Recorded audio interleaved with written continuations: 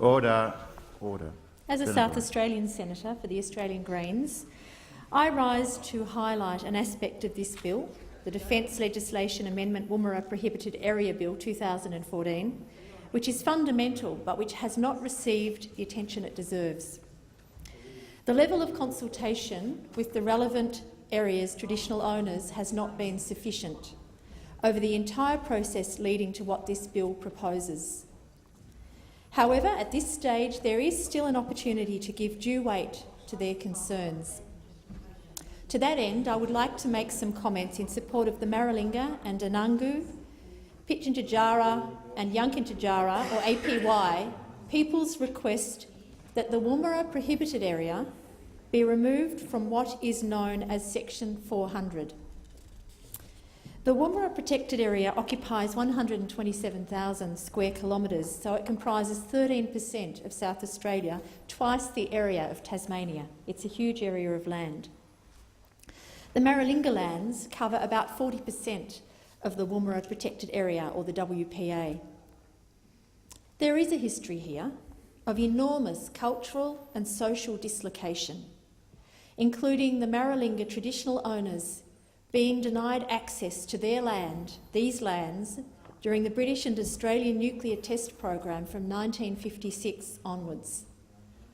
The South Australian Maralinga Djarrajja Land Rights Act of 1984 handed back the traditional lands to a corporate body established to represent the traditional owners' interests.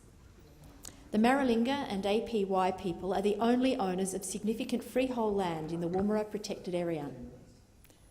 Section 400 is a particular tract of land which was provided by freehold transfer from the state of South Australia to the Commonwealth in 1957 for the purpose of British nuclear tests. It includes the nuclear test site and some minor trial sites and the Maralinga village. It makes up 3,125 square kilometres, or 2.5% of the Woomera Prohibited Area's total. There's an overlap between Section 400 and the Woomera Protected Area, so that the Woomera Protected Area covers about half of Section 400. The overlap is where the nuclear tests and minor trials occurred. The Maralinga people, as the traditional owners, seek that this overlap be eliminated by redefining the Woomera Protected Area so that it doesn't encroach on Section 400. This bill that we're considering today provides for the Minister to make the Woomera Prohibited Area rules.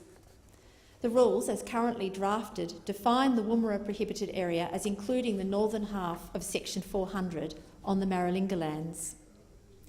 I wish to place on the record my strong support and that of the Australian Greens of the Maralinga and APY people's request that the Woomera Prohibited Area be redefined to not include Section 400. As I've mentioned previously, Section 400 is equivalent in size to 2.5% of the Woomera Protected Area's total. The reasons that this is important are that the Maralinga and APY people have a strong relationship with Section 400. They were its traditional occupiers.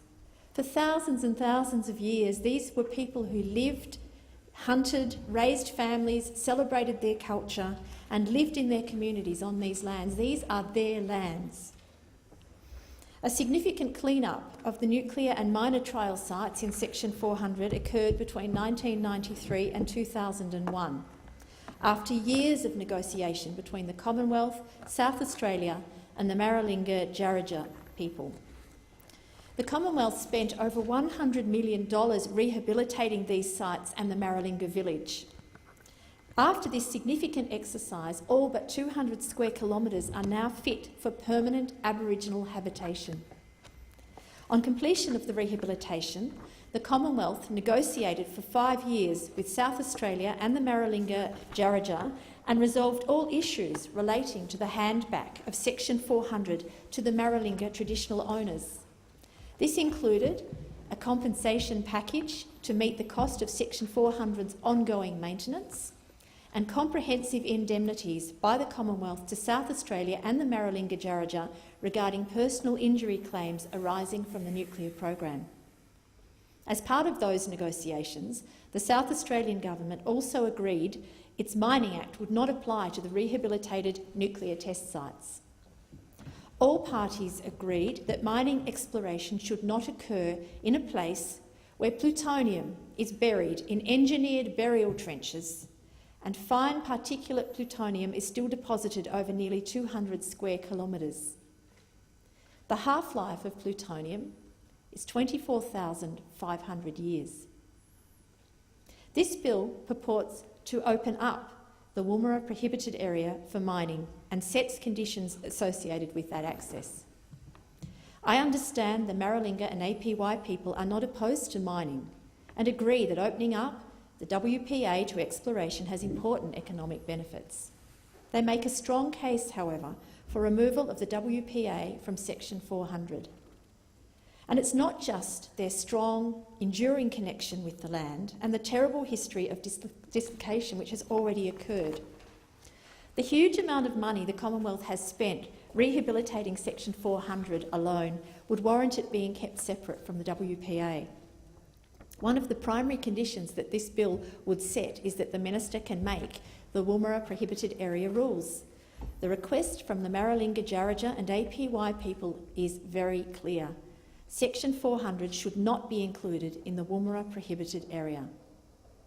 Their reasons for this request are cogent. They have a deep connection with the land as its traditional owners.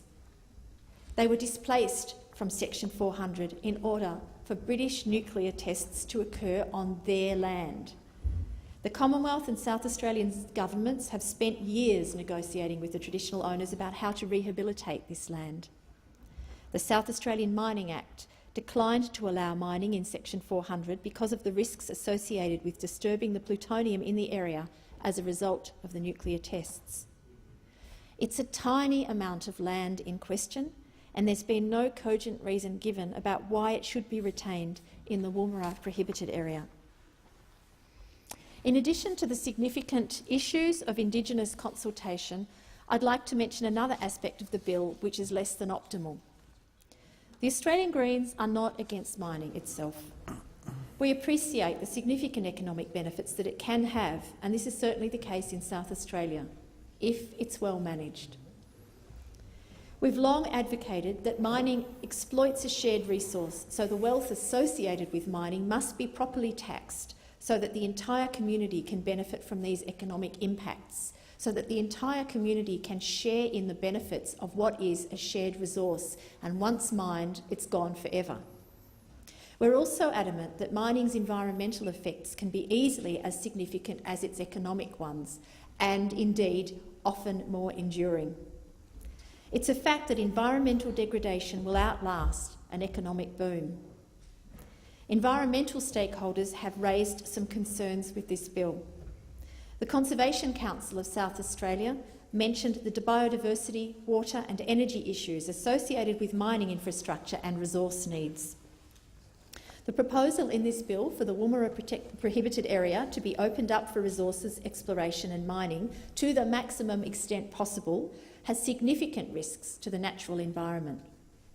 The bill makes no reference to sustainability or the environment and ignores the fact that ad hoc exploration and mining may cause serious harm to environmental assets and ecological communities. The Conservation Council of SA notes that the bill fails to recognise this environmental vulnerability and that the environmental assets in question have never been exposed to the level of exploration and mining that may now occur. For this reason, the Australian Greens say the bill should have additional measures to ensure that access is not granted to areas which need protection. It should also have some provision for environmental assessment. It has none. Bush Heritage Australia observes in relation to this bill that there is no recognition of the valuable environmental assets and capital in the Woomera Prohibited area. It protects significant extents of intact, healthy vegetation and relatively healthy populations of native animals. There's a need to protect this largely intact area for long-term health of the region's biodiversity and human population. Bush Heritage Australia recommend that the area's biodiversity, cultural and landscape assets should be formally recognised in the bill. As the bill has failed to acknowledge the natural capital in the area or set any mechanisms for preserving these assets, on behalf of the Australian Greens, I would like to squarely place these concerns on the record. We do not deny the benefits that mining activity can offer. We will always advocate for mining exploration and activity to manage its impact on the natural environment as carefully and as wisely as possible. Economic benefits come and go, but a healthy natural environment will outlast them, and it's what we rely on to sustain us into the future. So in conclusion, I call on the government to engage with the traditional owners, remove the Woomera Prohibited area from Section 400 and allow any economic benefits associated with this bill to occur in a way that is respectful of traditional owners. The Australian Greens believe that the level of Indigenous consultation about this proposal leaves a lot of room for improvement, but there is still time for improvement. I could have devoted a whole speech to the government's missed opportunity to engage with the traditional owners, but instead I want to focus on the opportunity the government now still has to respect the traditional owners and their request, to respect that this site has been rehabilitated with much cost and effort, and to remove the Woomera Prohibited area from Section 400. The Australian Greens urge the government to take up this opportunity to make some amends for what has been an extremely sorry episode recently in what is a proud, long traditional association between the traditional owners and these lands.